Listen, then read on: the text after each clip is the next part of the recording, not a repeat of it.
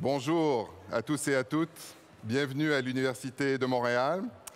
Bienvenue à Madame Esther Duflo, que nous allons entendre dans un instant. Monsieur le recteur, Daniel Jutra, chers collègues, chères étudiantes et chers étudiants, chers invités, chers amis de l'Université de Montréal, bienvenue à cet événement tout à fait spécial. Je m'appelle Frédéric Méran, je suis professeur et directeur du département de sciences politiques de l'Université de Montréal et j'aurai le plaisir d'animer non pas cette conférence, mais cette activité au cours de laquelle nous allons entendre Madame Duflo.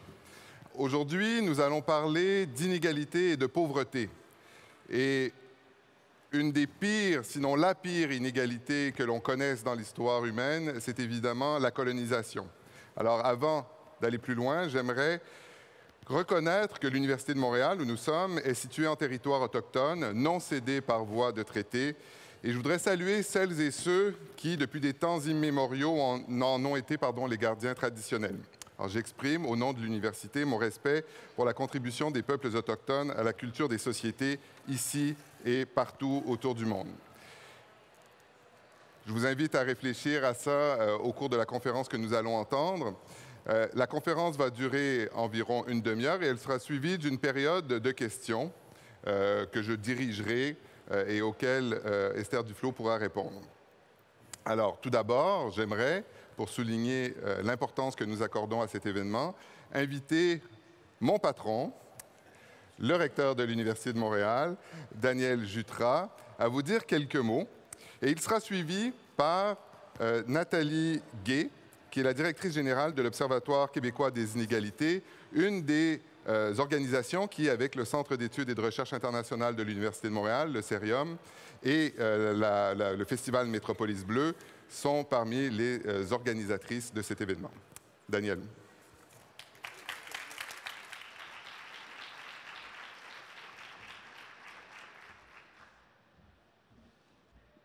Merci Frédéric. Mon collègue, il sait que je n'aime pas quand on dit mon patron.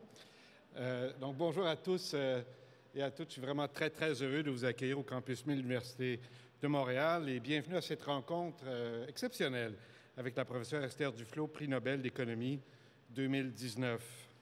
Est-ce qu'on vous présente toujours comme ça maintenant, même dans n'importe quel contexte social? Je veux vous remercier tous et toutes de votre présence. Madame Duflo en particulier, merci beaucoup de votre présence. On a aujourd'hui le très grand privilège d'entendre l'une des économistes les plus renommées dans le monde. À 47 ans, Esther Duflo est devenue la plus jeune personne à remporter le prix Nobel d'économie et la deuxième femme lauréate dans toute l'histoire du prix. Esther Duflo est professeure au Massachusetts Institute of Technology à Boston. Elle co-dirige le laboratoire d'action contre la pauvreté Abdul Latif Jamil, qui regroupe un réseau de 400 chercheurs et chercheuses à travers le monde. Elle est aussi titulaire de la chaire Pauvreté et politique au Collège de France. Et elle a été conseillère du président Barack Obama sur les questions de développement mondial. Je souligne aussi qu'elle a signé, comme vous l'imaginez bien, de nombreux ouvrages, mais en particulier une récente série de livres qui explique la pauvreté aux enfants. Avec ses collègues Abhijit Banerjee et Michael Kramer, qui ont partagé avec elle le Nobel, Esther Duflo a développé une approche expérimentale de lutte à la pauvreté basée sur la méthode des essais randomisés.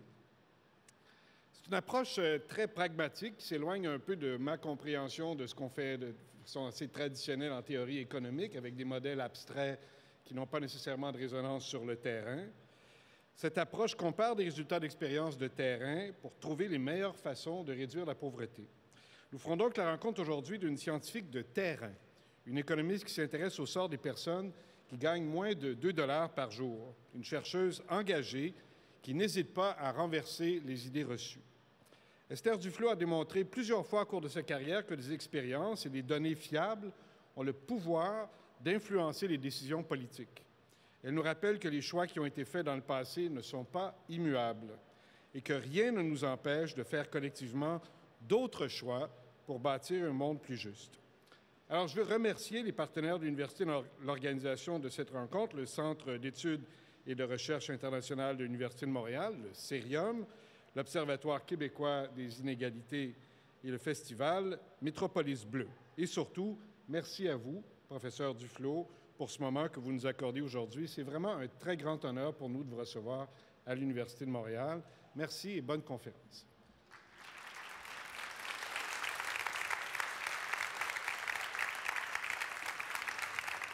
Merci, Daniel. Pendant que vous parliez, j'ai vu arriver dans la salle quelques illustres élus, représentantes politiques, dont j'aimerais souligner la présence ici parmi nous. Merci d'être là. Je voudrais maintenant passer la parole à Nathalie Gay, la directrice générale de l'Observatoire québécois des inégalités, pour vous adresser quelques mots.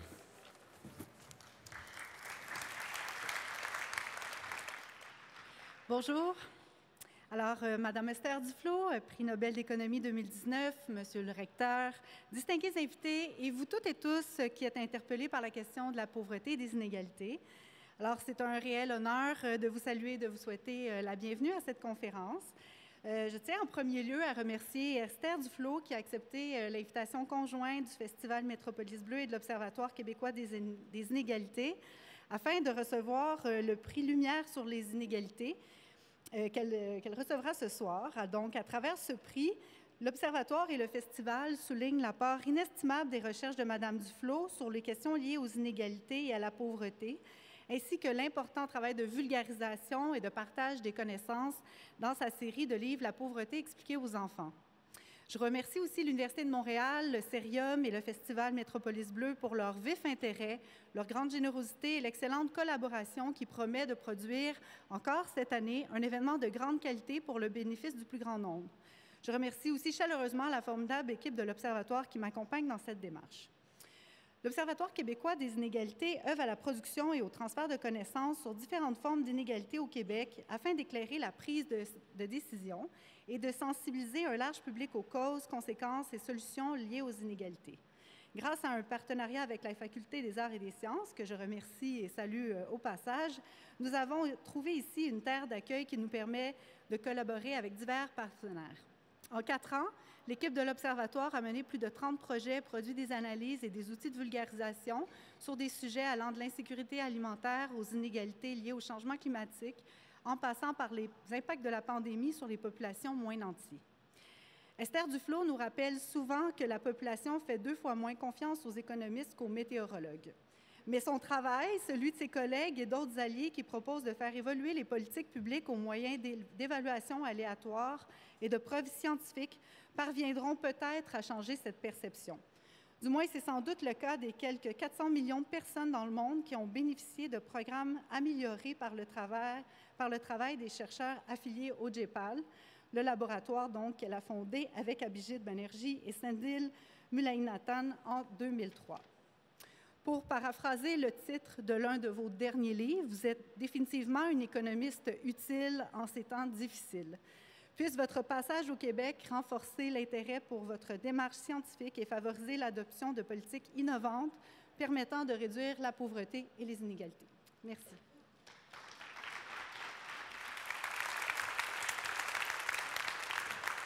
Merci Nathalie. Les hommages ont été rendus, les présentations ont été faites. Nous allons maintenant entendre notre conférencière invitée, Esther Duflo, que j'invite à me rejoindre à l'avant. Je vais lui céder le micro.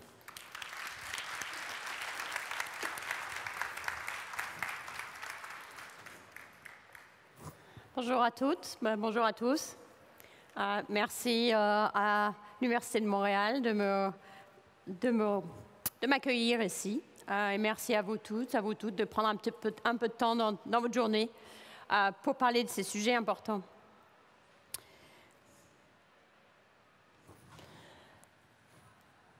Je vais parler aujourd'hui d'une manière, celle la mienne, d'essayer de lutter efficacement contre la pauvreté et les inégalités. On a parlé de... c'est dommage. On a mentionné très gentiment les livres que j'ai écrits pour les enfants, qui sont illustrés magnifiquement par Cheyenne Olivier.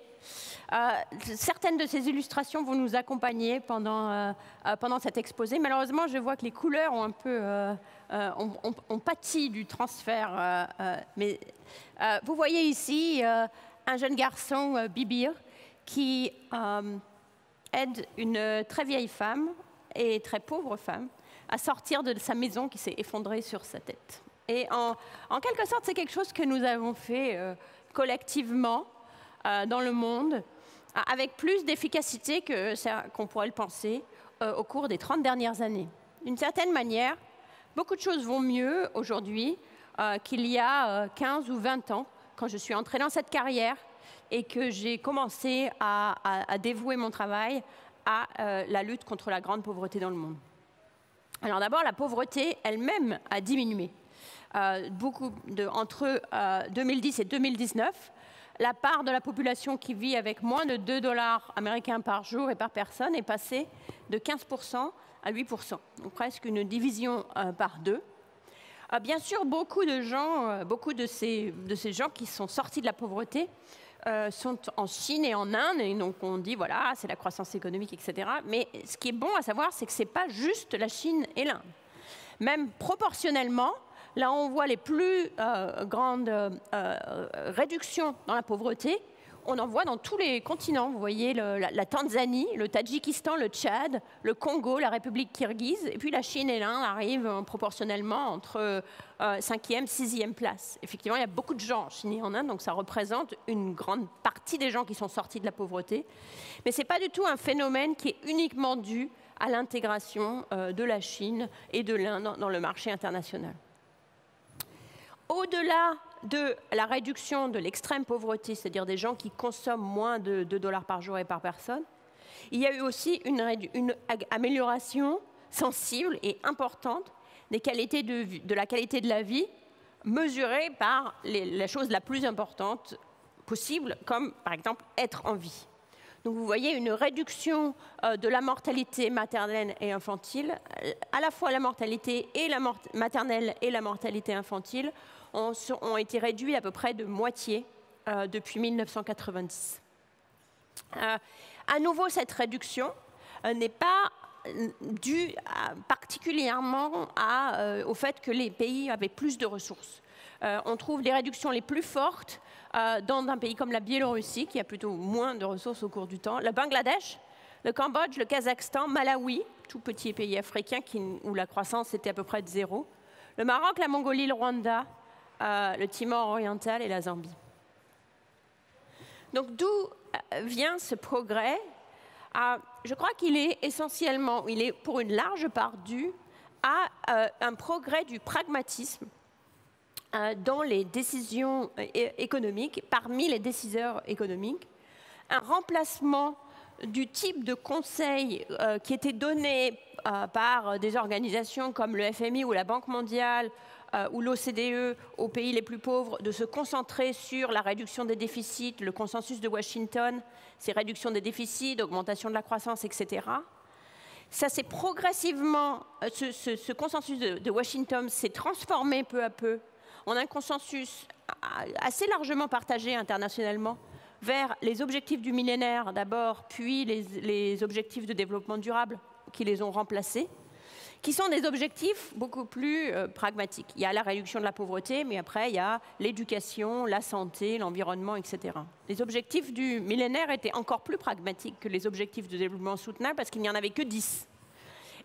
Et ils étaient extrêmement précis et extrêmement concentrés sur tous les indicateurs multiples qui font qu'on vit une vie pleine, qui est la capacité d'aller à l'école, la capacité bien sûr de rester en vie et en bonne santé, la capacité pour les femmes d'avoir accès aux mêmes droits que les hommes, par exemple. Ce discours pragmatique qui s'est essaimé, en fait, qui est un petit peu remplacé, y compris dans des institutions comme le FMI ou la Banque mondiale, a remplacé le discours très concentré sur la croissance économique comme objectif premier et final, a permis à donner dans la foulée aux décideurs politiques le désir de réussir, de se fixer un certain nombre d'objectifs et de réussir dessus. Par exemple, Malawi, le succès sur la mortalité infantile est la conséquence directe d'un focus très fort sur ce sujet-là pendant 10 à 15 ans, justifié et rendu possible rhétoriquement et politiquement par l'accompagnement, disons, international et le consensus dessus. Donc il y a eu beaucoup moins de manichéisme. D'un côté, c'est soit la croissance, soit l'aide, soit la fin du capitalisme, avec bien sûr toujours des exceptions qui n'ont pas vraiment réussi très bien à leur pays, comme le Venezuela. L'avantage, c'est que d'avoir des questions bien posées, comme qu'est-ce que je peux faire pour réduire la mortalité infantile ou la mortalité maternelle, appelle des réponses plus précises, ce qui a permis de faire des progrès sur ces sujets. Et il se trouve qu'à partir du moment, au début des années 90, où on commence à se concentrer sur ces sujets, il y a déjà un certain nombre d'expériences positives qui peuvent être copiées d'un pays à l'autre. Par exemple, le Malawi décidant de réduire sa mortalité, de mettre un accent sur la mortalité maternelle, peut s'appuyer sur l'expérience du Sri Lanka qu'il avait fait déjà 10 ou 15 ans plus tôt. Donc, la différence entre la croissance, une des multiples différences entre la croissance et ses objectifs spécifiques, d'abord, comme disaient mes parents, on ne tombe pas amoureux d'un taux de croissance, c'est-à-dire que la croissance en elle-même n'est pas le bien-être, la croissance est potentiellement un instrument vers un bien, alors que la mortalité infantile est elle-même l'objectif qu'on cherche. La deuxième chose, c'est que malgré tous les efforts de la macroéconomie, on ne sait pas encore vraiment, on n'a pas trouvé la recette magique de la croissance. On sait comment ne pas avoir de croissance. Venezuela a réussi ça très très bien. On sait ce qu'il faut absolument éviter. Hyperinflation, déficit budgétaire énorme, etc. Il vaut mieux éviter tout ça. Mais une fois que les fondamentaux sont là, on n'a pas encore trouvé, même d'un point de vue statistique, on ne s'est pas encore expliqué pourquoi certains pays croissent et d'autres non, et pourquoi les taux de croissance fluctuent d'un pays à l'autre, d'une période à l'autre. Alors que pour tous ces sujets concrets, on a beaucoup plus de connaissances, et surtout quand on ne les a pas, on sait comment les acquérir. Donc on a beaucoup plus de possibilités de faire des progrès sur ces questions précises. En particulier, une des méthodes, une fois que la question est bien posée, qui est par exemple, c'est la mortalité infantile que je vive ou c'est la vaccination des enfants, on peut commencer à se poser des questions qui ne sont plus des questions qu'est-ce qui cause la vaccination des enfants, qui est compliqué parce qu'il y a plein de choses qui causent la vaccination des enfants, mais retourner la question en disant quel est l'effet de telle ou telle mesure sur la vaccination des enfants, qui est pour un décideur politique la question qui compte, puisque le choix, c'est je fais ça, ou je fais ça, ou je fais ça, ou je fais les trois en même temps. Donc la question peut maintenant être posée sous la forme qui ressemble à une question clinique, qui est quel traitement ou quelle intervention, si je prends ce traitement ou cette intervention, quel sera le résultat sur l'objectif que je recherche. Une fois qu'on se pose la question dans ces termes, c'est-à-dire pas le pourquoi d'une cause, mais le quoi pas le pourquoi d'un effet, mais le quoi d'une cause, on peut se donner les outils qui ont été développés dans la science biomédicale et avant ça en agriculture, qui est celle des expériences aléatoires, sur lequel j'ai concentré la plupart de mes sujets. Donc pour vous donner un exemple rapide de ce que peut être une expérience aléatoire, vous avez ici les villages d'Udaipur au Rajasthan, et où j'ai participé à une expérience sur la vaccination, donc où l'idée c'était de tester deux approches possibles, complémentaires, soit de se concentrer exclusivement sur l'offre et s'assurer qu'il y ait suffisamment d'infirmières qui viennent très régulièrement dans les villages pour vacciner les gens, soit de rajouter en plus une intervention sur la demande, qui en l'occurrence était un paquet de lentilles pour chaque immunisation. Donc pour savoir quels sont les effets de ça, on a fait une expérience randomisée donc, en choisissant les villages au hasard, où les villages qui sont restés blancs ont la politique d'habitude. Les villages bleus reçoivent, grâce à la collaboration entre le gouvernement et une ONG, des camps de vaccination très régulièrement, tous les mois. Et les villages rouges, en plus de ça, à chaque fois que les parents viennent, reçoivent 1 kilo de lentilles pour vacciner leurs enfants. Et une fois qu'on a fait ça comme ça, on peut comparer très facilement les effets. Je n'ai pas les résultats, on peut comparer très facilement les effets au bout d'un an en voyant quels sont les taux de vaccination dans ces différents endroits. Et donc là, pour celle-là, dans les villages blancs, le taux de vaccination complète au bout d'un an était de 5%. Dans les villages bleus, on passait à 12, ce qui est déjà bien. Mais dans les villages rouges, on passait à 38. Donc, l'effet de rajouter une petite intervention de demande avait un effet démultiplié l'effet de l'intervention sur l'offre. Donc ça, c'est le genre de travaux que moi, je fais depuis maintenant 20 ans. En fait, JPAL, le laboratoire et le réseau de chercheurs, qui a maintenant plus de 1000 chercheurs impliqués dans le monde entier, fait depuis à peu près 20 ans. On peut dire très bien, on fait ces expériences, il y en a de plus en plus, mais est-ce que ça intéresse quelqu'un? Est-ce que les décideurs politiques ont une demande pour ce type de résultats, pour ce type d'approche? Alors je vous ai dit que justement, parce qu'ils se posent des questions plus concrètes, ils sont en principe intéressés par des résultats pragmatiques, mais jusqu'à présent, je voulais juste... c'était une assertion. Donc laissez-moi vous donner un exemple de la demande pour ce type d'intervention, ou de la demande à quel point ce type de discussion peuvent faire une différence.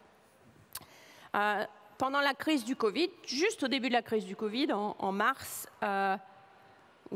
tout à la fin du mois de mars ou au début du mois d'avril, j'ai reçu un coup de téléphone du conseiller du président du Togo, qui me dit, voilà, on est très inquiet de devoir faire des confinements et de confiner notre population. Donc on a décidé de mettre en place pour les aider du support alimentaire. Qu'est-ce que vous en pensez? Alors, j'ai pu lui dire au téléphone, il y a maintenant une demi-douzaine d'expériences qui montrent que si on compare de donner aux gens du support sous forme de support alimentaire ou simplement de l'argent, l'effet sur la consommation alimentaire est le même, dans le sens où les gens utilisent l'argent pour s'acheter à manger, et c'est beaucoup, beaucoup, beaucoup moins cher de donner aux gens de l'argent, parce que c'est très compliqué de distribuer de la nourriture. Et en plus, en période de Covid, où la logistique va être compliquée, c'est peut-être pas vraiment le mieux que vous puissiez faire de donner des transferts alimentaires. Vous devriez penser à au moins considérer la possibilité de donner directement du cash aux gens que vous voulez aider. Bon, il m'a remercié. On a terminé notre coup de téléphone, puis il m'a rappelé quelques jours plus tard en disant oui, on a lu les articles que vous nous avez conseillés. Il y avait eu toute une série d'articles qui avaient été faits par l'IFPRI. On a lu vos articles, on est convaincus, on va faire des transferts financiers, on va les faire grâce à un porte-monnaie sur le téléphone que les gens ont au Togo. On a convaincu tous nos opérateurs téléphoniques de se mettre sur la même plateforme pour pouvoir les contacter rapidement. Donc on est passé là, vraiment c'est juste la conversation, et c'est pas juste si je lui avais dit moi je pense que le cash c'est mieux, je pense pas qu'il aurait écouté. Je pense qu'il a écouté parce que j'ai pu lui dire il y a eu une demi-douzaine d'études qui comparent le cash avec la nourriture, vous obtiendrez le même résultat, mais d'une façon beaucoup plus efficace pour vous, surtout en période de pandémie. Donc ils ont mis en place ce programme littéralement en 3 semaines. C'était une énorme réussite technologique et sociale. Puis en même temps, donc quand il me rappelle, il me dit mais on aimerait bien continuer à travailler avec des chercheurs pour faire ce programme au mieux. Et en particulier, la question qui se posait à ce moment-là, c'était la question du ciblage. Parce qu'ils n'avaient vraiment pas beaucoup d'argent pour dépenser le programme, pour faire le programme, donc ils voulaient s'assurer que ça aille aux personnes les plus pauvres. Mais ils n'avaient pas de registre complet de personnes en situation de pauvreté. Donc je les ai mis en contact avec une équipe de Innovation for Poverty Action et Josh Bloomstock à Berkeley, qui les a aidés à mettre en place une stratégie de ciblage avec 2 méthodes. La première, c'est d'utiliser les données satellites pour identifier les régions les plus pauvres, qu'il avait déjà piloté et mis en œuvre dans d'autres contextes. Et la deuxième, c'est d'utiliser les données sur l'utilisation des téléphones, à quel point les gens téléphonent souvent, combien de minutes de téléphone, à qui ils parlent, etc., pour prédire les gens les plus riches. Et donc, ils pouvaient, à l'intérieur de chaque région pauvre, éliminer les plus riches de ces régions pauvres. Donc, ils ont mis ça en place très, très rapidement pendant la pandémie. Et ensuite, ils ont... Donc, déjà, c'est l'utilisation de la recherche passée, mais c'était c'était un essai, ils ne savaient pas sûr. Donc, en même temps, très, très rapidement, ils ont comparé leur système ce nouveau système de targeting qui est beaucoup moins compliqué et cher à mettre en place, avec le système plus traditionnel qu'ils n'avaient pas disponible à cette époque, mais qu'ils ont pu mettre en œuvre sur un petit échantillon pour comparer si leur système beaucoup moins cher repérait à peu près les mêmes personnes que l'aurait fait un système plus développé. Et c'est ce qu'ils trouvent en l'occurrence. Donc il y a eu un projet de recherche en même temps qui nous en apprend beaucoup sur comment on peut mettre en place ce type de programme de protection sociale en période de crise, qui sera nécessaire de plus en plus avec les catastrophes climatiques qui nous attendent. De manière générale, c'est un petit peu comme ça, je vous ai raconté ça sous la forme d'une anecdote et d'un coup de téléphone personnel, etc. C'est un peu inhabituel que ce soit littéralement un coup de téléphone qui change tout, mais la pandémie était une période inhabituelle. Par contre, le JPAL a été créé, et quand on l'a créé avec Sendil et Abhijit, c'est vraiment l'objectif pour non seulement favoriser la recherche, mais surtout favoriser la translation de la recherche aux décideurs politiques, puisque ce n'est pas tellement le rôle des chercheurs de faire ça, et ils ne savent pas très bien le faire. Et donc on pensait, avec un réseau, on pouvait appuyer ce réseau par une équipe, c'est ce qu'on appelle notre policy team, notre équipe de politique publique, qui est en charge en fait de faire le passage entre les chercheurs, leurs résultats et les décideurs politiques, et aussi entre les décideurs politiques et leurs questions et leurs besoins et les chercheurs, puisqu'évidemment, ça ne peut aller qu'à double sens.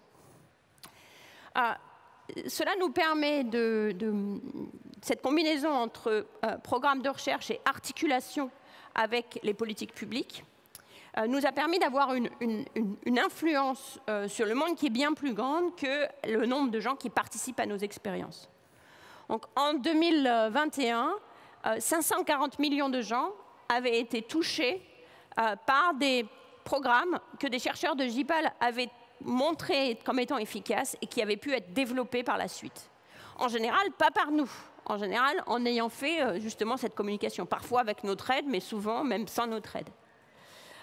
Et aujourd'hui, on est même plutôt à 600 millions. Donc après 20 ans, JPAL a touché à peu près 600 millions de vies indirectement via cet effort. Et évidemment, c'est seulement une partie de l'influence qu'on a, puisqu'il y a aussi des programmes qui ne sont pas utiles, qu'on a pu supprimer pour utiliser l'argent mieux, et ça, on ne peut pas le compter directement. Je vais vous donner un exemple sur la manière dont cette influence se passe à l'échelle. C'est un travail qui avait été fait il y a maintenant près de 15 ans, le travail de Pascaline Dupas sur l'adoption des moustiquaires imprégnés.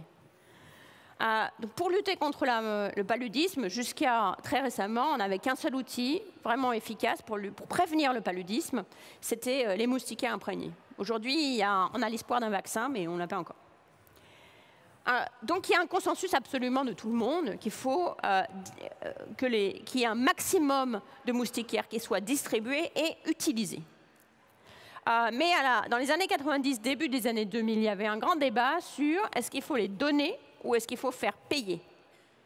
L'idée de les faire payer, ce n'est pas pour gagner de l'argent, c'est parce qu'en payant, il y aurait un ressort psychologique qui fait qu'une personne qui a payé pour une moustiquaire, il prendrait plus soin de cette moustiquaire. Bon, il y avait énormément de débats très idéologiques sur cette question, alors qu'en fait, c'est une question qui est complètement empirique. On peut essayer, on peut distribuer des moustiquaires gratuitement ou en faisant payer, et voir, d'une part, est-ce que les distribuer gratuitement permet une couverture plus large, ou est-ce que tout le monde les achète si ce n'est pas trop cher, et d'autre part, est-ce que quand les gens ont accès à une moustiquaire gratuite, ils l'utilisent bien, ou alors ils la gaspillent.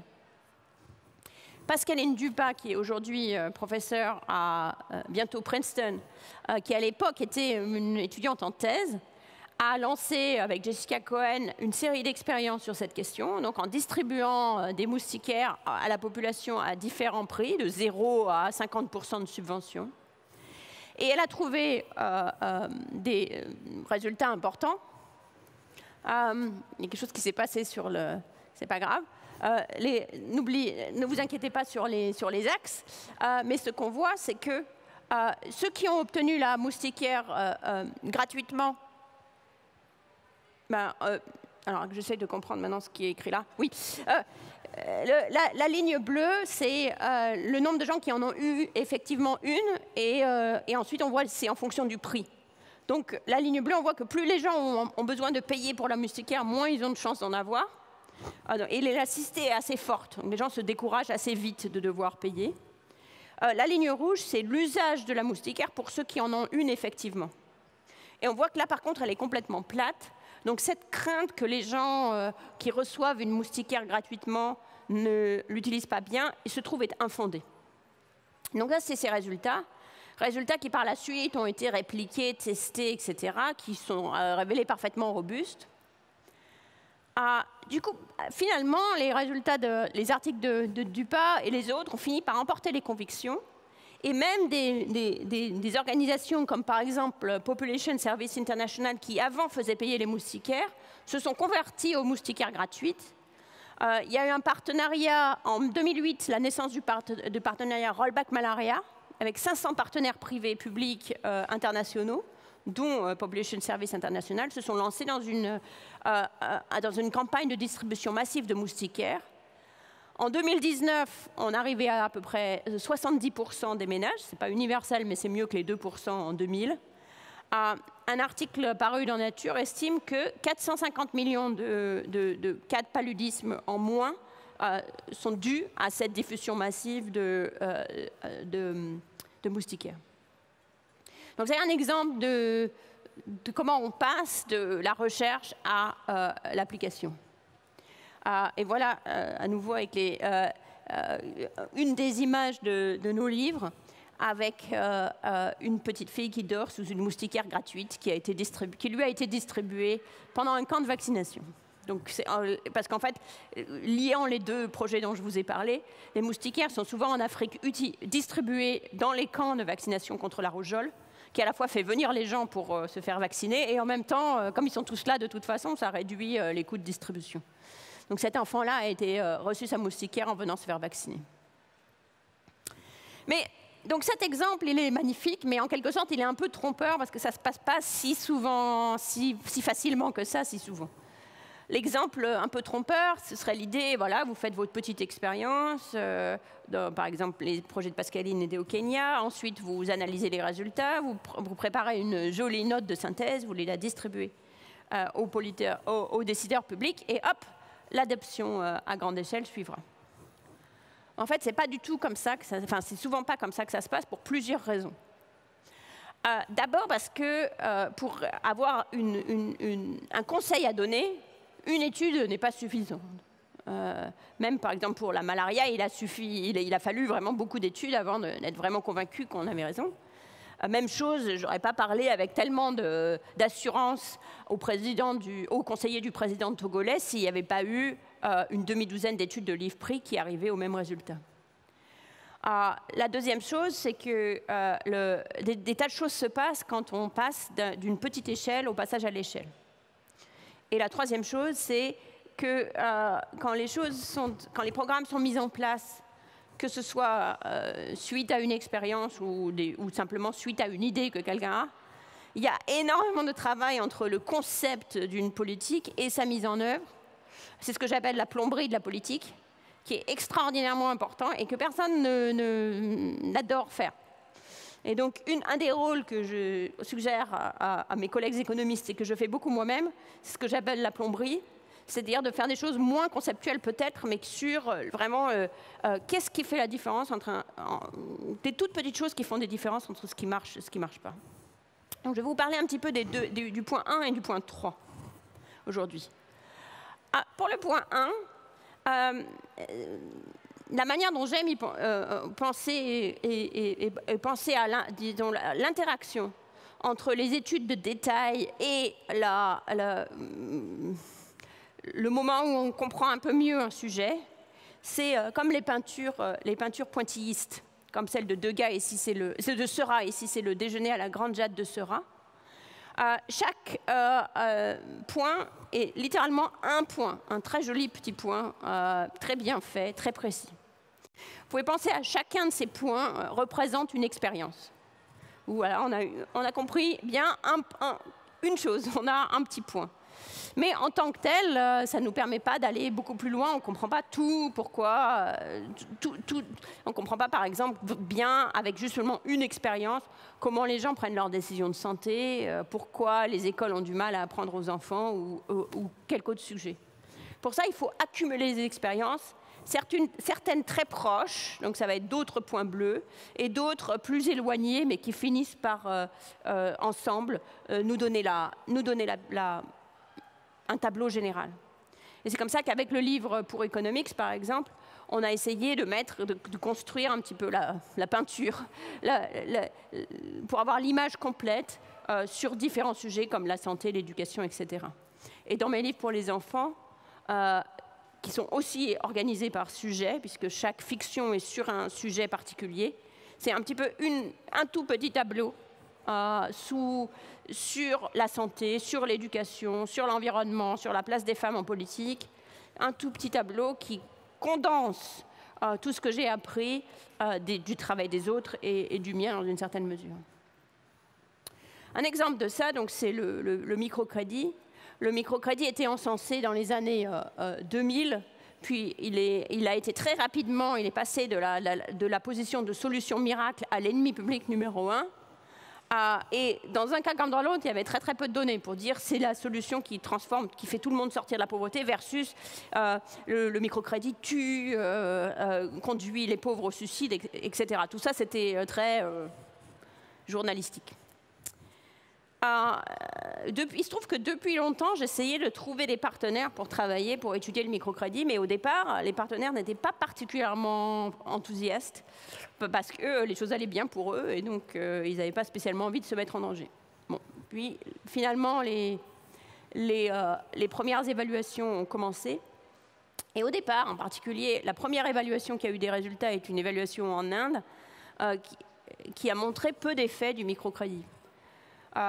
C'est une évaluation dans laquelle j'étais impliquée. On a décidé de ne pas communiquer dessus. Parce qu'on s'est dit, c'est juste une évaluation sur un sujet très sensible. Et c'est dans un endroit, dans la Mecque du microcrédit, en plus en Inde, Hyderabad, donc peut-être les résultats seraient différents ailleurs. Mais peu à peu, les expériences se sont accumulées par d'autres équipes. Et finalement, cette évaluation a existé sous la forme de documents de travail. Et on a pu les publier, j'ai pu les publier ensemble dans la revue que je dirigeais à ce moment-là. Et là, c'est cette expérience nous ont montré qu'il n'y avait vraiment pas de miracle sur du microcrédit. Que l'effet, si vous vous concentrez sur les effets bleus, c'est les gens qui n'avaient pas de business avant. On voit absolument zéro effet sur les profits et de manière générale sur la consommation, etc. Par contre, il peut y avoir des effets positifs sur des gens qui étaient déjà impliqués avant dans du commerce. Pareil pour la consommation, pas plus de miracles. Donc finalement, avec cette évaluation, on a pu dire quelque chose de plus convaincu. C'est un petit bout de notre peinture pointilliste. Le microcrédit n'est pas la solution miracle qui va faire sortir tout le monde de la pauvreté. Par contre, ça peut être un outil financier important pour certaines personnes. C'est moins excitant comme message, mais c'est plus clair. Deuxième problème, c'est le passage à l'échelle. Donc, quand un programme passe à l'échelle, beaucoup de choses ne se déroulent pas comme dans l'expérience originale. Il y a la fidélité au programme de base, il peut y avoir des effets d'équilibre général, des effets d'économie politique, d'équilibre politique. Donc tout cela nécessite une évolution du passage à l'échelle lui-même, qui parfois donne des résultats étonnants. Et parfois donne des résultats très différents de ce qu'on avait initialement. Donc ça m'est arrivé par exemple d'avoir des résultats, des expériences extrêmement à très grand succès quand elles étaient à petite échelle, et les premières expériences de passage à l'échelle ont été très décevantes.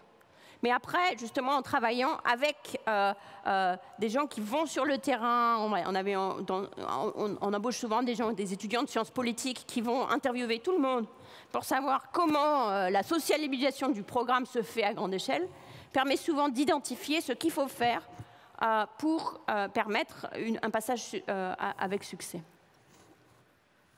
Donc, ces types d'évaluations à grande échelle nous ont appris, en tout cas m'ont appris à prendre les détails très au sérieux. Ce n'est pas parce qu'on a une bonne idée qu'on a un beau programme.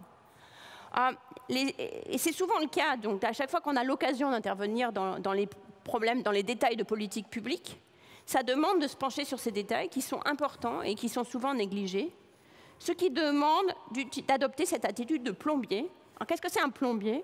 Un scientifique, c'est quelqu'un qui travaille sur les concepts. Donc il est tranquille, il a forcément raison en quelque sorte.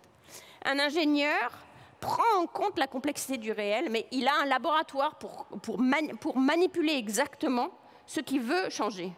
Un plombier arrive avec la connaissance scientifique et la connaissance d'ingénieur chez vous pour réparer votre fuite.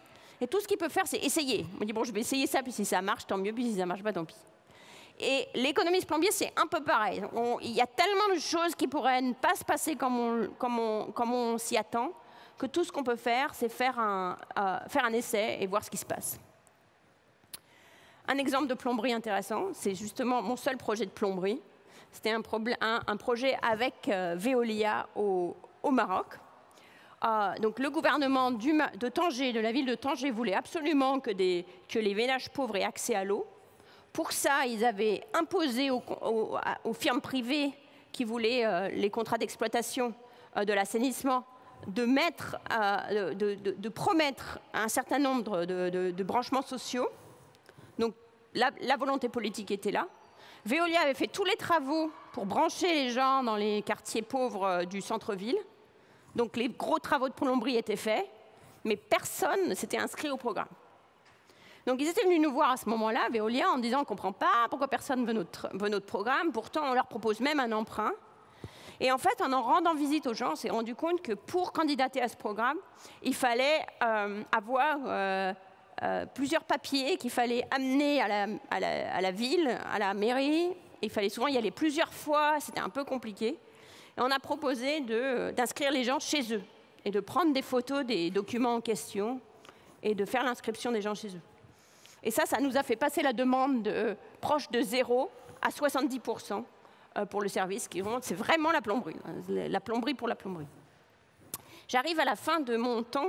J'avais mis mon téléphone, mais donc je vais passer rapidement sur la fin.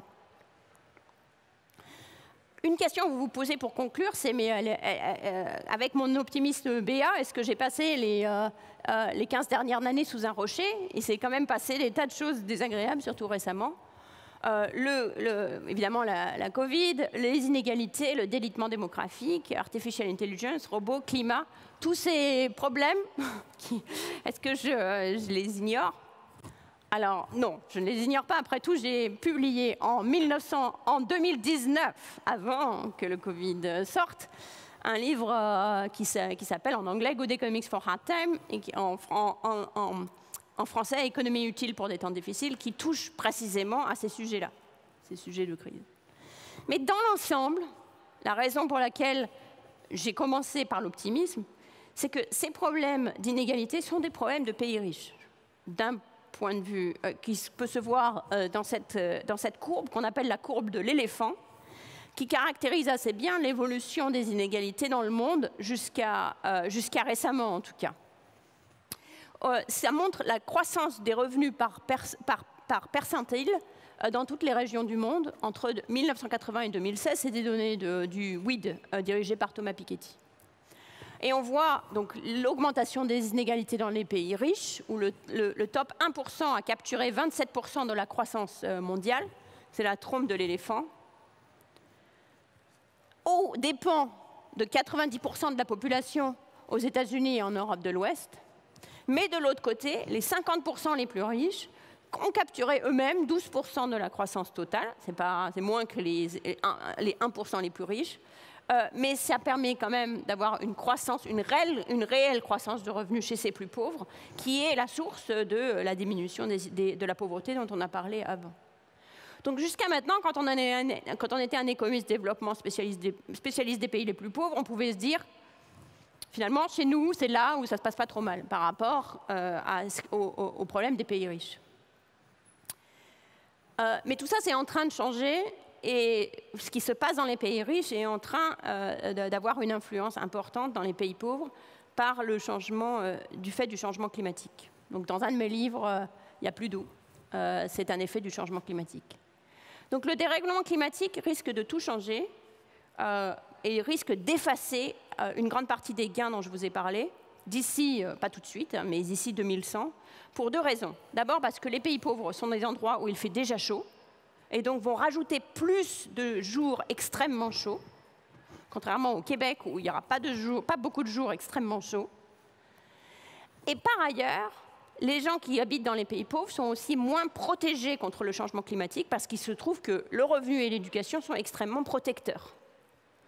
Donc pour un même nombre de jours extrêmement chauds, l'augmentation de la mortalité en Inde, par exemple, est beaucoup plus forte que l'augmentation de la mortalité au Texas.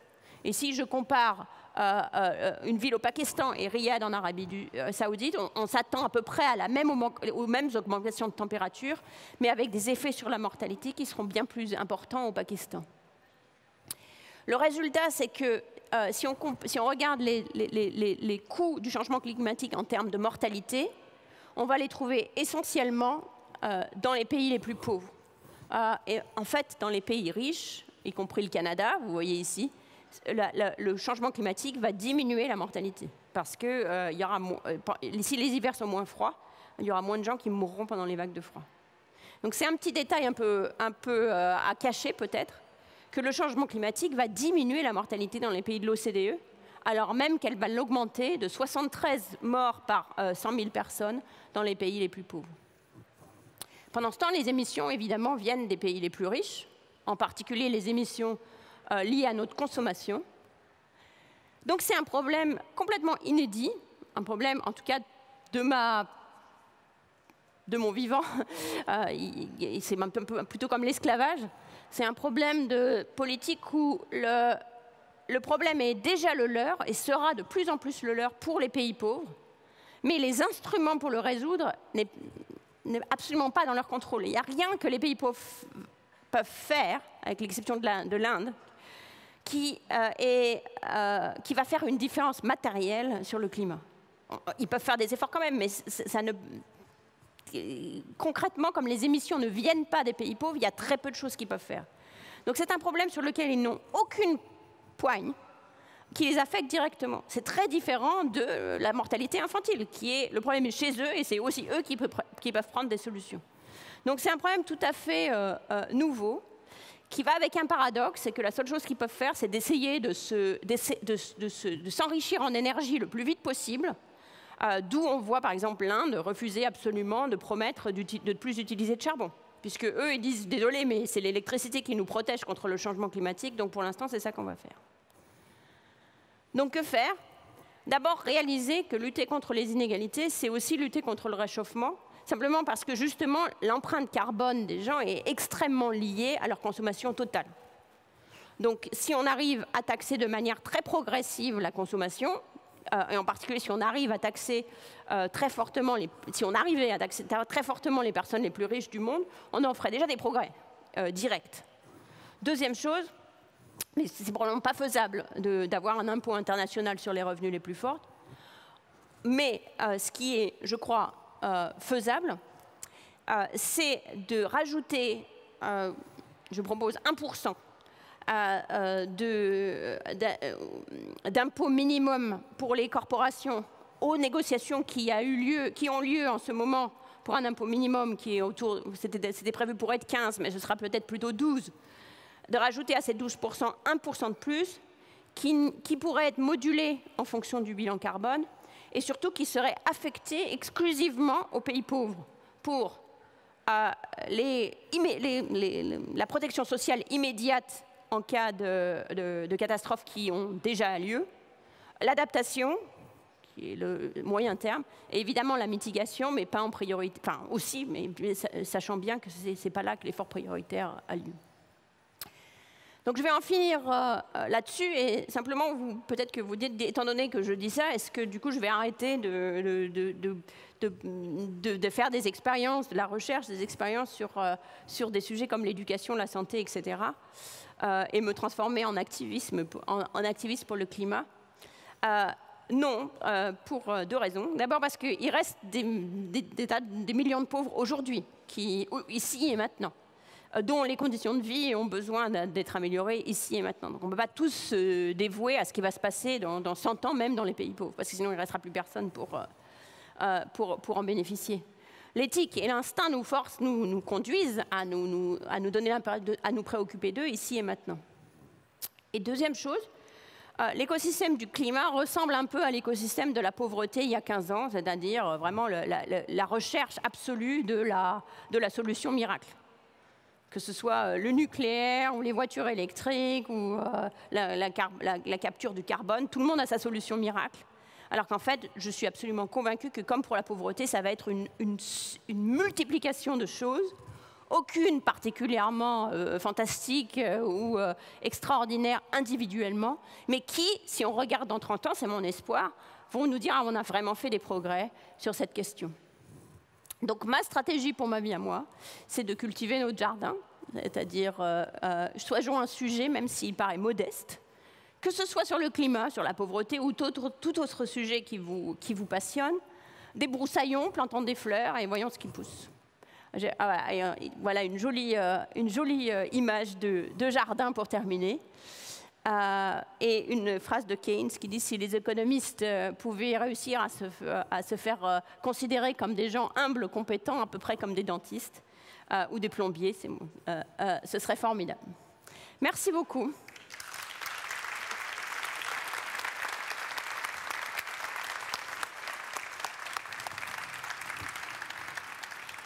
Merci Esther Duflo de nous avoir donné un aperçu de vos recherches très riches. Même si je suis professeur de sciences politiques, vous m'avez donné envie de m'inscrire en sciences économiques.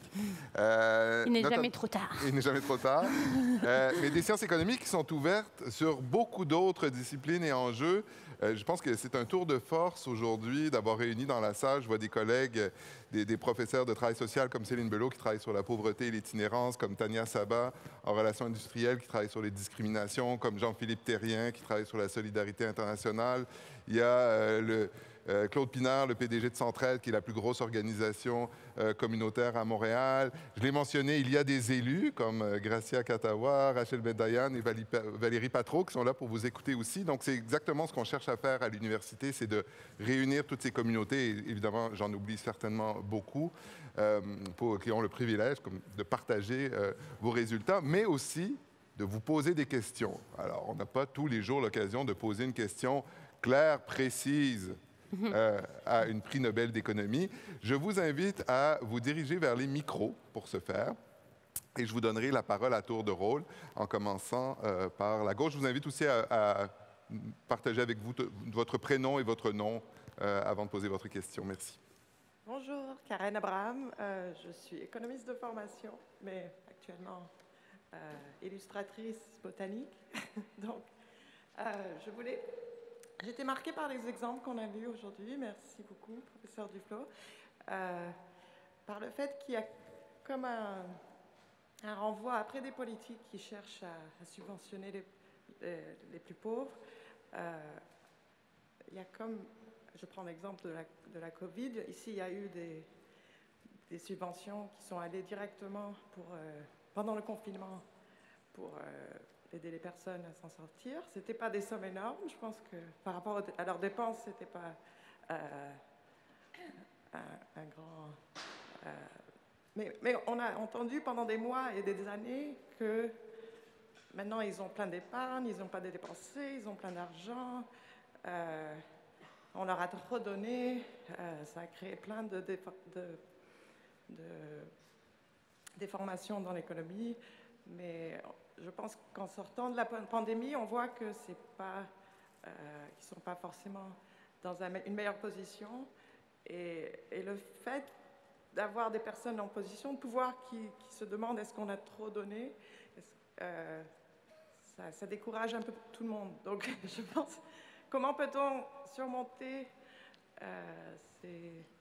ces effets-là qui font que voilà, les mesures ne sont pas évaluées d'une façon calme et de façon objective. Donc, si je comprends bien, la question, c'est est-ce que les programmes sociaux très généreux pendant la pandémie ont maintenant un effet de retour, finalement, où les gens pourraient dire, voilà, c'est allé trop loin, si je résume. Oui, et est-ce qu'on a vraiment touché les plus pauvres? Est-ce qu'on a vraiment aidé les personnes qu'il fallait aider? Très bien, merci.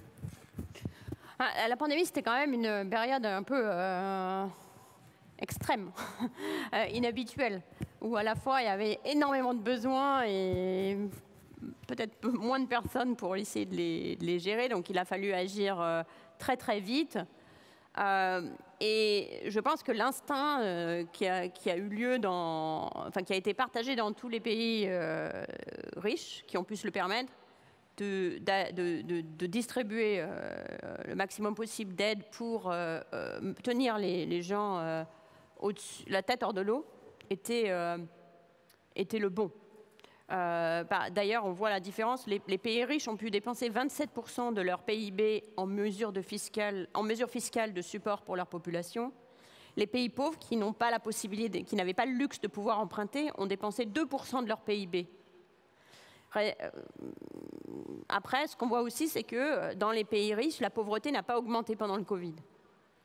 Dans les pays pauvres, elle a énormément augmenté et elle n'a pas encore rediminué. Dans les pays riches,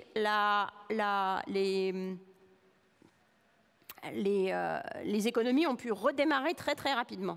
Alors effectivement, il y a eu des problèmes de redémarrage, il y a beaucoup de demandes excessives, etc., d'où inflation, etc., ce qui n'était pas forcément prévu. Mais quand même, dans l'ensemble, les économies sont reparties très rapidement. Il y a une croissance positive dans presque toute l'OCDE, les États-Unis, le Canada, la France, très rapidement après le Covid, alors que dans les pays pauvres, depuis le Covid, on n'est toujours pas dans des zones de croissance positive dans de nombreux pays. Et pour les pays low and middle income country, le FMI prévoit encore une croissance négative l'année prochaine. Donc, de dire que ce qui a été fait, c'était parfait, non, c'est clair. Quand on voit aux États-Unis, il y a eu beaucoup de firmes qui n'avaient pas besoin de l'argent, qui l'ont eu quand même, etc. Ça aurait pu être mieux fait. Mais d'un autre côté, il faut voir qu'est-ce que c'est le counterfactuel. Si c'est rien faire, je pense que ça n'aurait pas été comme on l'a pas fait, je peux pas dire, mais enfin dans l'ensemble, autant qu'on puisse dire, ça n'aurait pas forcément été très très facile. Alors après, comme vous dites, il n'y a pas eu trop d'évaluation. Il y en a eu un petit peu d'ailleurs. Aux États-Unis, il y a au moins 6 papiers de recherche que je connais sur les effets de l'assurance chômage sur les gens, si ça les a arrêtés de travailler ou pas. Et qui trouvent pas du tout d'effet là-dessus. Donc ça n'a pas découragé les gens de travailler. Donc c'était déjà une bonne chose. Mais après, c'est vrai qu'une pandémie, ce n'est pas vraiment le moment où on est mieux placé pour faire des analyses très précises. Il y a eu plusieurs évaluations randomisées dans les pays pauvres de l'aide. Il y en a eu une faite en Colombie, par exemple. Mais dans des périodes qui ne sont pas des périodes de crise, c'est là qu'on peut évaluer justement quel est l'effet de différentes formes de programmes sociaux pour accumuler ces outils pour que la prochaine fois qu'on a une pandémie, on ait une réponse qui s'appuie sur les connaissances qu'on a. Réalistiquement, on ne peut pas faire de l'évaluation et de la recherche tout le temps parce qu'il faut aussi faire des choses souvent rapidement, sous pression, etc. Donc il faut accumuler ces évidences et ces recherches justement dans les périodes plus tranquilles. Et sur la protection sociale, il y a de plus en plus de recherches qui se font, ce qui est une bonne chose parce que je pense que les crises vont se multiplier avec le climat et il faut qu'on soit prêt pour savoir comment y répondre. Madame ?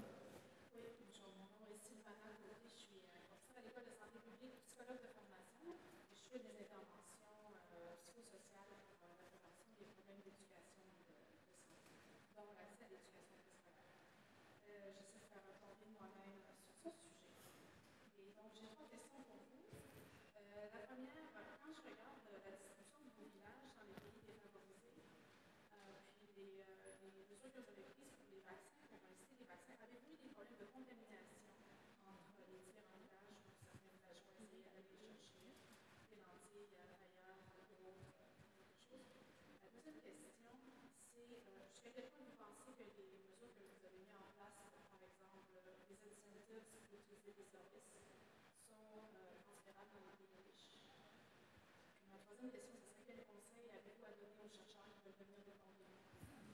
Aux chercheurs qui? Alors, pour la première, oui. Alors, c'est vraiment une question qu'on se pose, effectivement, quand il y a une expérience. Est-ce qu'on n'a pas des spillovers à d'autres villages qui contamineraient l'évaluation? Il y a ou à d'autres gens, d'ailleurs. Donc, en fait, il y a dans le design expérimental, on peut faire attention justement qu'il n'y ait pas de village trop près qui participent, qui soient aussi dans l'évaluation.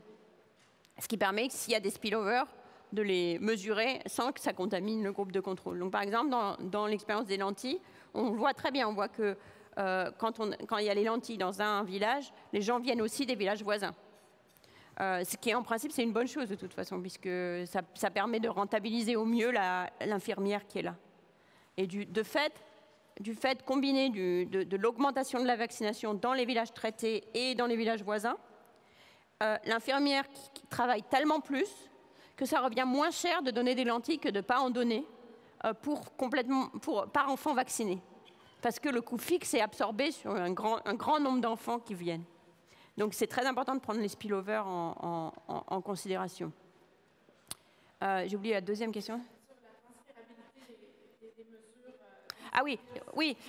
En fait, dans nos pays riches, les incitations à se faire vacciner, on en a beaucoup plus. Puisque si votre enfant n'est pas vacciné, vous ne pouvez pas l'envoyer à l'école.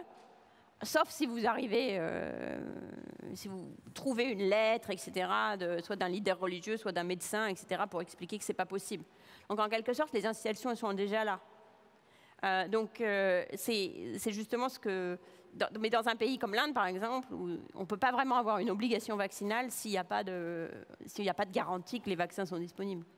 Donc, en quelque sorte, c'est la transférence, elle est passée dans l'autre sens, en disant, voilà, nous, on a des incitations très fortes à se faire vacciner. Mais bon, après, moins que pays riches, pays pauvres, ce qui est transféré, c'est qu'avec des petites incitations, on ne convainc pas quelqu'un qui n'a pas envie de faire quelque chose. Moi, j'étais très sceptique sur les incitations pour le vaccination Covid. D'ailleurs, je ne sais pas s'il y a eu des effets, il y a eu des études dessus, je ne sais pas ce qu'elles ont donné. Mais parce que si les gens veulent le faire, ils vont le faire, et si les gens ne veulent pas le faire, ils ne vont pas le faire. Ce n'est pas une bière qui va les convaincre. Par contre, sur la vaccination infantile, où la plupart des gens sont à peu près d'accord pour le faire, c'est juste mais après, ça prend du temps, etc., on n'a pas le temps. C'est là que ces petites incitations, où en général, les nudges peuvent faire une différence. Sur la troisième, juste, il faut s'y mettre. Il faut trouver des partenaires, travailler avec eux, comprendre quels sont leurs besoins et se lancer. Merci. Madame. Bonjour. Marina Slavutsky, je suis brésilienne. Je vis en Italie depuis 22 ans, malheureusement. Donc, j'ai deux questions. Je vais essayer d'être brève, même si le français est un peu difficile pour moi. Donc, la première question à propos de mon pays. Vous n'avez rien dit à propos du Brésil, à propos de la forêt amazonique. Et j'aime bien être optimiste en général dans la vie, mais dans ces moments-là, pour moi, c'est difficile d'être optimiste quand je pense à propos du Brésil, parce que la destruction de l'Amazonie qui a été faite pendant les dernières années, le génocide de peuples indigènes, on ne peut pas go back. Maintenant, on a Lula de nouveau, mais comme j'imagine, vous savez, le Congrès travaille contre lui. Donc, je crois que ce serait très difficile de reconstruire quelque chose. Et même si on plante une dizaine, centaines d'arbres par jour, on ne peut pas avoir ce qu'on a détruit pendant. Et je me demande comment c'était possible que le monde était assis à observer la destruction de l'Amazonie. Et ça, c'est un problème pour tout, hein. Ce n'est pas seulement pour le Brésil. Donc, ça, c'est ma première question.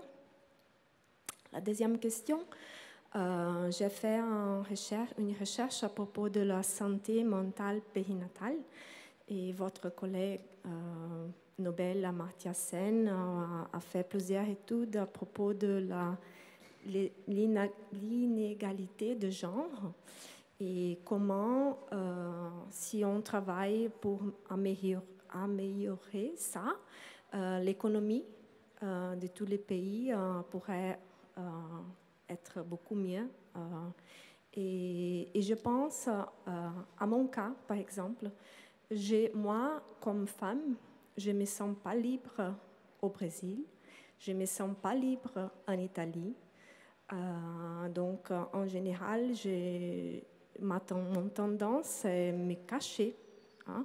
Je dois cacher ma beauté, par exemple, et je dois vivre avec cette domination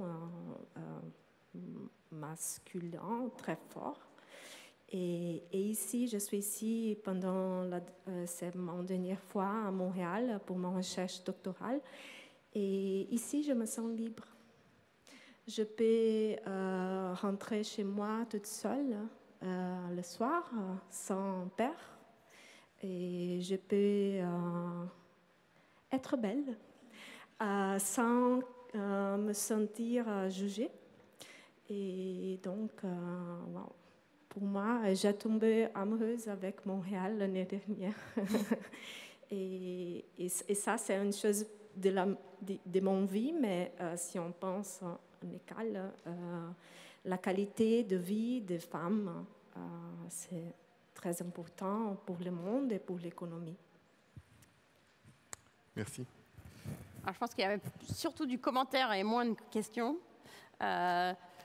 Mais donc tous les sujets que vous abordez sont importants, que ce soit les inégalités de genre ou le climat. Donc, je dis pas là une initiative sur le climat et une initiative sur les inégalités de genre, et en particulier sur cette question de la safety et la violence contre les femmes. Moi, j'ai pas mal travaillé, sur la position des femmes et justement, j'ai essayé de faire le point que ce soit bien pour l'économie ou pas, c'est important. Je vais juste répondre sur la question de l'optimisme et de dire il y a plein de raisons d'être pessimiste, c'est clair. Mais d'un autre côté, je pense que la même réponse, en tout cas pour moi, dans ma vie à moi, la manière dont je gère ce problème, c'est de la même manière que je gère le problème d'essayer de comprendre des problèmes compliqués, c'est de les couper en problèmes moins compliqués et d'essayer de faire des progrès sur ces sujets-là. Donc après, de trouver ce qui est proche de vous, ce sur quoi vous êtes spécialiste, ce sur quoi vous pouvez faire des progrès, faire des progrès là-dessus. Et voilà. Et pendant ce temps, ça ne veut pas dire que des drames ne se passent pas en parallèle, mais au moins ça permet de défricher son petit coin de territoire. Merci. Alors, dans un souci d'équité, je vais vous inviter à poser des questions très courtes, ce qui nous permettra de prendre les 3 dernières questions qui sont déjà au micro. Donc, les très courtes, sinon nous n'aurons pas le temps. Merci. Un commentaire ou une question. D'abord, je vous remercie beaucoup pour les livres que vous venez de sortir. J'ai pu expliquer à mon fils de 6 ans sur quoi je travaillais. Et donc, merci beaucoup. Très bien. Une question, donc moi je suis engagé dans le mouvement Télécarmonde et on a sorti il y a pas longtemps une recherche sur les dimensions cachées, l'aspect multidimensionnel de la pauvreté. C'est là-dessus que j'ai envie de vous poser des questions parce que ce que vous présentez, c'est des éléments très très précis, très spécifiques de la pauvreté. Et comment est-ce qu'on les replace dans la complexité, la multidimensionnalité de cette chose-là? Comment est-ce qu'on peut cumuler ces différentes expériences, savoirs issus de vos recherches? Merci. On va recueillir les 3 dernières questions. Est-ce que ça vous va? Oui. Ici, allez-y. Ouais, je pourrais malheureusement pas. Bonjour, je m'appelle Caillot. Je suis étudiant à la maîtrise en études internationales à l'Université de Montréal. Je me concentre plutôt sur le développement économique et la coopération. Je viens du Brésil aussi, c'est une coïncidence. Et je pense, ma question, c'est par rapport à ce que vous avez... D'abord, merci, c'est très intéressant, incroyable. J'ai lu l'un de vos livres pendant mon cours, un cours que j'ai pris à HEC, que je connais un peu votre travail, j'admire beaucoup. Mais ma question, c'est, vous avez mentionné le fait que c'est très difficile de modéliser, de créer des modèles pour prévoir la croissance économique et même pour combattre la pauvreté, les enjeux du climat. Je me demande, je vais me poser cette question, est-ce que ça, c'est la sortie, dans votre avis, de modéliser les choses? Je sais que c'est important pour mettre en place des politiques, pour convaincre les personnes, pour améliorer la vie des gens en pratique, je comprends ça. Mais est-ce que ça, c'est la sortie de modéliser la croissance économique? Moi, en tout cas, moi, je suis assez critique au concept de développement et de croissance économique occidentale. Puis, est-ce que ça, c'est ça qu'on doit travailler là-dessus, de mettre nos efforts pour modéliser cette croissance et ce développement qui peut-être ne va pas marcher à long terme, surtout dans les pays du Sud? Est-ce que les économistes doivent entendre plus les voix du Sud, global? J'aimerais savoir votre avis par rapport à ça.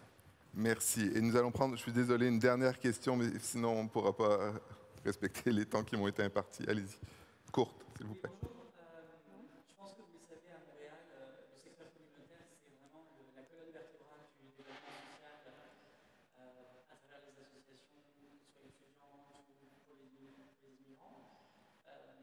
Et elles ont des ressources limitées.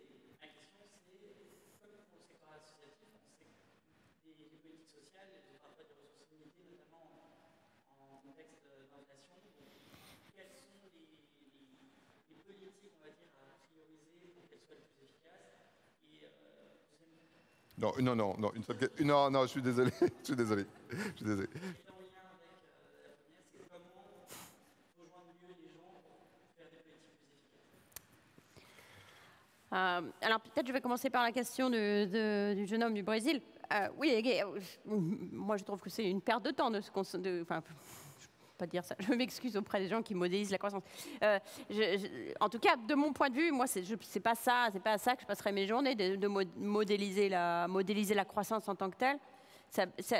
D'abord parce que, d'un point de vue de lutter contre la pauvreté, d'abord parce que c'est pas directement utile pour la pauvreté, et d'autre part parce que, en fait, pour l'instant, en tout cas, on n'a pas réussi à passer de ces modèles à quelque chose de même un mix de politiques concrètes à recommander. Et effectivement, je crois que je vais quand même retirer ce que j'ai dit. On peut travailler sur la croissance. Le problème, d'un point de vue politique, c'est que la croissance est devenue a été pendant longtemps, et l'est toujours dans une large mesure, les scores, l'unité dans laquelle les scores de la Ligue des Nations sont écrits. Et ça, je trouve que c'est un vrai problème. Que des économistes travaillent sur augmenter la croissance, pas de problème. Mais que ce soit l'indicateur de succès, ça c'est problématique. D'abord parce que ça conduit les pays à faire des erreurs, parce qu'on ne sait pas comment causer la croissance. Quand les pays sont vraiment très obsédés par la croissance, ça les a amenés à faire des choses comme Reagan, Thatcher, dérégulation, etc., qui n'a pas conduit à augmenter la croissance, mais qui a conduit à une augmentation des inégalités dont on paye encore. Contrairement à l'inverse de ça, au Japon, quand la croissance s'est ralentie au Japon, l'espèce de boom keynésien en essayant de dépenser de plus en plus, qui les a amenés à une espèce de dette énorme et une crise économique lente dont ils n'arrivent pas à se défaire, c'est aussi un problème. Et ça vient dans les deux cas d'une espèce de focus absolument sur il faut qu'on soit les premiers. Japan number one, où les États-Unis avaient peur d'être en retard sur l'Europe, sur la croissance. Au lieu de se concentrer sur est-ce que les enfants meurent quand ils sont petits, ils meurent beaucoup plus aux États-Unis qu'en Suède, c'est là-dessus que les États-Unis devraient se préoccuper, on pourrait penser. Donc, voilà. Pour ce qui est de multidimensionnalité de la pauvreté, absolument aucun doute. Justement, tous les travaux que je fais conduisent à dire beaucoup de choses auxquelles on s'intéresse. C'est pas si les gens deviennent... Parfois, on peut s'intéresser. Est-ce que leur niveau de consommation augmente? Est-ce que la sécurité alimentaire augmente? Mais souvent, c'est pas ça l'objectif. Pour Pour moi, par exemple, si les femmes se sentent plus empowered, comment on dit, ont plus de pouvoir, c'est un bien en soi. Pas parce que ça les rend moins pauvres. Peut-être qu'en termes de pauvreté de revenus ou de consommation, c'est la même chose, mais ça a quand même changé leur vie. Après, moi, je ne vois pas trop la... Pour moi, je trouve que c'est difficile et pas forcément essentiel d'essayer de remettre tout sous la forme d'un index ou d'un objectif. Je pense qu'on est suffisamment intelligent pour garder plusieurs dimensions en tête et pour se dire que toute régression dans une de ces dimensions est mauvaise, toute progression dans une de ces dimensions est bonne, même si les autres ne bougent pas. Donc, par exemple, et d'ailleurs, j'admire énormément le travail d'ATD Quart Monde, que ce soit en France ou dans le reste du monde. Et il y a exactement cette approche. On peut mettre quelqu'un au travail, même s'il gagne très peu dans ce travail, le simple fait qu'il travaille, c'est une bonne chose. Ou on peut réunir quelqu'un avec ses enfants, même si ça ne lui permet pas d'avoir un travail, c'est quand même déjà une bonne chose, etc. Pour la question sur les associations, c'est très intéressant parce que souvent les associations sont trop petites pour pouvoir faire elles-mêmes des expériences, etc. Et le mieux qu'elles peuvent faire, c'est de se reposer sur les connaissances qui existent déjà, qui se sont accumulées au cours du temps pour essayer de ne pas réinventer la poudre à chaque nouveau programme. D'essayer Alors, il y a peut-être des sujets sur lesquels certaines associations travaillent, sur lesquels on ne sait juste pas. Mais il y a beaucoup de sujets sur lesquels il y a déjà des expériences, sur lesquels vous pouvez vous appuyer pour pouvoir répliquer ce qui marche et pas répliquer ce qui ne marche pas. Et les associations sont absolument formidables et essentielles, mais le seul défaut d'avoir des mouvements associatifs, en particulier des petites associations qui sont réunies autour d'un fondateur, c'est qu'il y a... chaque fondateur se dit « moi, je veux faire quelque chose de nouveau que les gens n'ont pas fait avant moi ». Et souvent, en fait, faire la même old, boring stuff que tout le monde fait, c'est plutôt une bonne idée. Donc, ça relie un peu à la plomberie aussi. Esther Duflo, vous allez devoir revenir à l'Université de Montréal parce qu'il y avait beaucoup d'autres questions. Merci infiniment. Vous avez une très grande journée devant vous avec le Festival littéraire Métropolis Bleue. Mais au nom de tous et de toutes, merci d'avoir été parmi nous. Merci évidemment à vous tous et toutes d'être venus et aux organisateurs, l'Observatoire québécois des inégalités, le Cerium et l'Université de Montréal. Je vous souhaite une très bonne fin d'après-midi et un bon week-end. Merci.